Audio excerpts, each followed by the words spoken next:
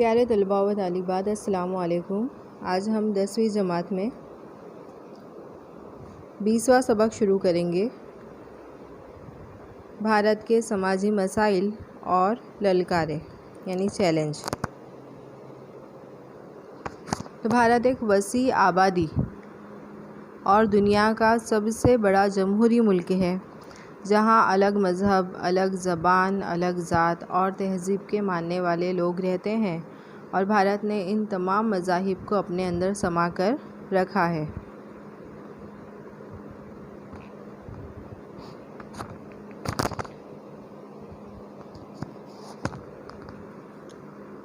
تو بھارت کے سماج میں کئی ساری تبدیلیاں آئی ہیں۔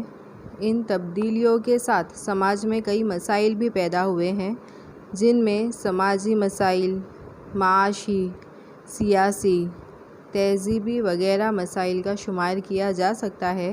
تو اس سبق میں ہم 2 مسائل کے بارے میں پڑھیں گے، ایک فرقہ واریت، دوسرا ہے ذات پات کا نظریہ۔ تو ملک کو آزادی دلانے کے لیے الگ مذہب، ذات، زبان، الگ تہذیب کے لوگوں نے مل کر محنت کی تھی اور بھارت کو آزادی دلائی۔ لیکن آزادی کے بعد یہ جذبہ دھیرے دھیرے کم ہوتا چلا گیا۔ آزادی کے پہلے لوگوں میں اتحاد تھا، رواداری کا جذبہ تھا، یعنی بھائی چارے کا جذبہ تھا، لیکن آزادی کے بعد یہ جذبہ کم ہوتا چلا گیا۔ نتیجے میں ذات پات کی لڑائیاں، فرقہ وارانہ تصادم، علاقائی تشدد شروع ہوا، جس کی وجہ سے ملک کی ترقی میں رکاوٹ پیدا ہوئی۔ اس کے بعد ہم دیکھیں گے فرقہ واریت۔ فرقہ واریت کو گجراتی میں کہیں گے سامپردائکتا۔ تو ہر انسان یعنی زیادہ تر انسان کسی نہ کسی مذہب یا فرقے سے تعلق رکھتا ہے یا فرقے میں یقین رکھتا ہے۔ بھارت ایک غیر فرقہ وارانہ ملک ہے، یعنی ایک غیر مذہبی ملک ہے۔ تو جب کوئی مذہبی گروہ یا جماعت کسی بھی وجہ سے دوسرے مذہب یا فرقے کی مخالفت کرتا ہے، تب فرقہ وارانہ تناؤ پیدا ہوتا ہے۔ یعنی جب کسی مذہب یا فرقے کے لوگ کسی دوسرے مذہب کے مقابلے اپنے مذہب یا فرقے کو بہتر بتانے کی کوشش کرتے ہیں، اپنے فرقے کو ہی اہمیت دیتے ہیں، تب فرقہ وارانہ تناؤ پیدا ہوتا ہے۔ ملک میں سماجی تناؤ پیدا ہوتا ہے۔ لوگ اپنے ہی بھائیوں کو اپنا مخالف، اپنا دشمن سمجھتے ہیں۔ سماج میں نفرت کا ماحول پیدا ہوتا ہے۔ فرقہ وارانہ تناؤ سے فرقہ وارانہ تشدد یا لڑائیاں بھی ہوتی ہے۔ ملک کی ترقی میں رکاوٹ پیدا ہوتی ہے، بھائی چارے کے جذبے میں کمی آتی ہے۔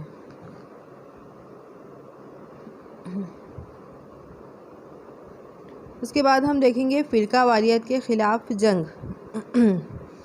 تو فرقہ واریت کو ختم کرنے کا سب سے اہم طریقہ ہے تعلیم۔ تعلیم میں اور نصابوں میں تمام مذاہب کی اچھی باتیں شامل کی جانی چاہیے، تاکہ بچوں میں تمام مذاہب کے لیے عزت کا جذبہ پیدا ہو۔ جو پارٹی فرقہ وارانہ تناؤ پیدا کرے، قومی جھگڑے پیدا کرے، تو ایسی پارٹی کو ووٹ نہیں دینا چاہیے۔ اس کے علاوہ ریڈیو، ٹی وی، سنیما، جو کہ عام شہری تک پہنچنے والے بہترین سمعی اور بصری ذرائع ہیں، ان ذرائع کے ذریعے تمام مذاہب کی خوبیاں بیان کرنی چاہیے۔ اس کے علاوہ مذہبی پیشواؤں اور سیاسی لیڈروں کے ساتھ مل کر ملک کی ترقی کے لیے فرقہ واریت کو کچلنے کی کوشش کرنی چاہیے۔ فرقہ واریت کو ختم کرنے کے لیے نوجوانوں کو آگے آنا چاہیے۔ صرف حکومت کو ہی نہیں بلکہ سماج کو بھی کوشش کرنی چاہیے۔ اس کے علاوہ ایسے پروگرام کرنے چاہیے جس سے سماج میں اتحاد کا جذبہ پیدا ہو سکے۔ اس کے بعد ہم دیکھیں گے ذات پات کا نظریہ۔ تو بھارت کے سماجی نظام میں صدیوں سے ہی ذاتوں کا وجود رہا ہے۔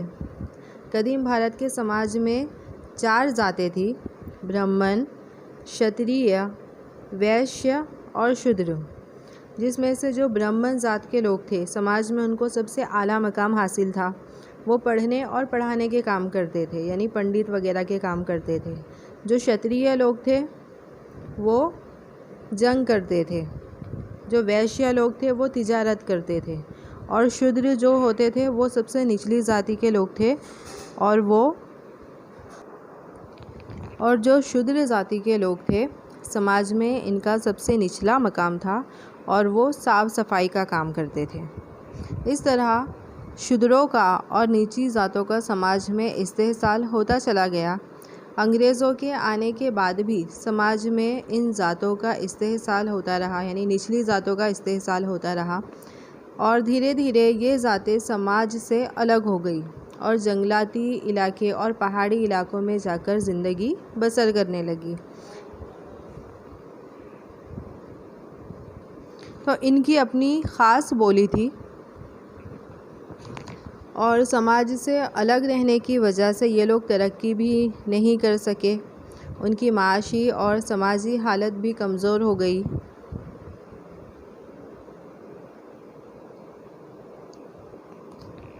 تو بھارت کے آئین میں پسماندہ طبقات، یعنی جو ایک دم پچھڑی ہوئی ذاتیں ہیں، کمزور طبقات ہیں، اور جو اقلیت کی ذاتیں ہیں، اقلیتوں کے تحفظ اور ان کی فلاح و بہبودی، ان کی بھلائی کے لیے چند سہولیات آئین میں دی گئی ہے۔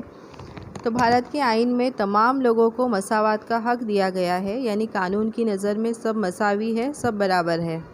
اس کے علاوہ بھارت کے آئین کے مطابق نسل، ذات، زبان، مذہب، جنس کی بنیاد پر کسی بھی قسم کا بھید بھاؤ نہیں رکھا جا سکتا ہے، یعنی ہر شخص کو مساوی درجہ دیا گیا ہے۔ اس کے علاوہ انہیں مذہب کی آزادی کا حق دیا گیا ہے، کہ کسی بھی مذہب کو اپنا سکتے ہیں، کسی بھی مذہب کو اختیار کر سکتے ہیں۔ تو اقلیتوں، کمزور طبقوں اور پسماندہ طبقات کو آئینی حق دینے کا اصل مقصد یہ ہے کہ انہیں ملک میں مساوی موقع، انصاف اور مقام حاصل ہو۔ اس کے بعد ہم دیکھیں گے اقلیتیں۔ اقلیتیں کسے کہیں گے؟ تو مذہب یا زبان کی بنیاد پر کسی بھی علاقے میں اکثریت میں نہ ہونے والے لوگوں کے گروہ کو اقلیت کہتے ہیں، یا ملک یا علاقے کی آبادی سے کم تعداد والے لوگوں کے گروہ کو اقلیت کہہ سکتے ہیں۔ جیسے کہ بھارت میں سب سے زیادہ اکثریت کس کی ہے، یعنی سب سے زیادہ تعداد کس کی ہے؟ ہندوؤں کی ہے، تو وہ اکثریت میں آتے ہیں۔ اس کے علاوہ جتنے بھی مذہب کے لوگ ہیں، جیسے کہ مسلم ہے، عیسائی ہے، جین ہے، بدھ ہے، یہ تمام مذہب کے جو لوگ ہیں انہیں اقلیت کہتے ہیں۔ تو بھارت میں اقلیتوں کو سماج میں مساوی درجہ ملے، اس لیے بھارت کے آئین میں ان کے لیے بھی کئی ساری سہولتیں دی گئی ہے،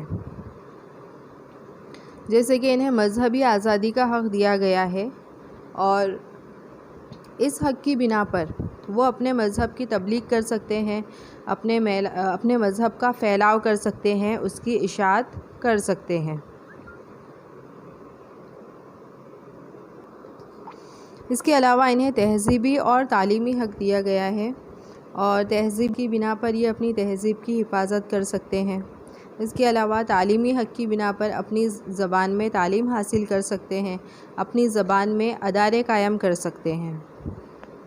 اس کے علاوہ کسی بھی ادارے میں مذہب، نسل، ذات، رنگ یا زبان کے اعتبار سے کسی کو بھی داخلہ لینے سے روکا نہیں جا سکتا ہے۔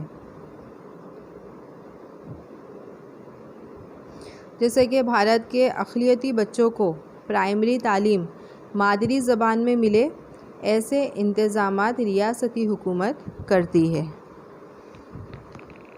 تو اس کے آگے کے جو پوائنٹ ہیں وہ ہم اگلے پیریڈ میں پڑھیں گے۔